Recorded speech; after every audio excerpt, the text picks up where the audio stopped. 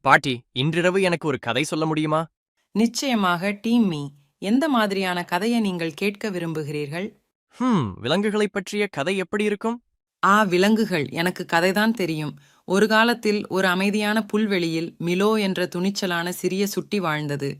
மைலோத்தி mouse உற்சாகமாக இருக்கிறது. அவர் என்ன செய்தார்? சரி, மிலோ மற்ற எலிகளைப் போல் இல்லை. புதிய இடங்கள் ஆபத்தாக இருந்தாலும் அவற்றை ஆராய்வதற்கு அவர் பயப்படவில்லை. ஒரு நாள் புல்வெளியை பயமுறுத்தும் ஒரு பெரிய பயங்கரமான பூனை பற்றி மிலோ கேள்விப்பட்டார். ஐயோ, மிலோ என்ன செய்தார்? மற்ற எலிகளைப் போல பயத்தில் ஒளிந்து கொள்வதற்கு பதிலாக மிலோ பூனையை எதிர்கொண்டு புல்வெளியை விட்டு வெளியேறச் சொல்ல முடிவு செய்தார். ஆனால் அது ஆபத்தானது அல்லவா? அது உண்மைதான். ஆனால் ஒவ்வொரு உயிரினமும் நிம்மதியாக வாழ்வதற்கு தகுதியானவை என்று மிலோ நம்பினார்.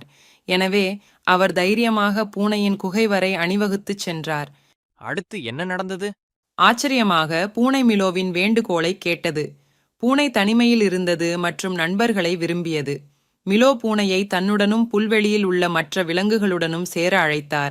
அவர்கள் அனைவரும் சிறந்த நண்பர்களானார்கள். ஆஹா, மிலோ மிகவும் தைரியமாகவும் கனிவாகவும் இருந்தார். ஆமா, டிம்மி. சில நேரங்களில் நாம் செய்யக்கூடிய துணிச்சலான விஷயம் என்னவென்றால், நாம் வித்தியாசமாக அல்லது பயமுறுத்தும் நபர்களிடம் கூட கருணை காட்ட வேண்டும். நான் மிலோவின் கதையை விரும்புகிறேன். பாட்டி, நாளைக்கு இன்னொன்று சொல்ல முடியுமா?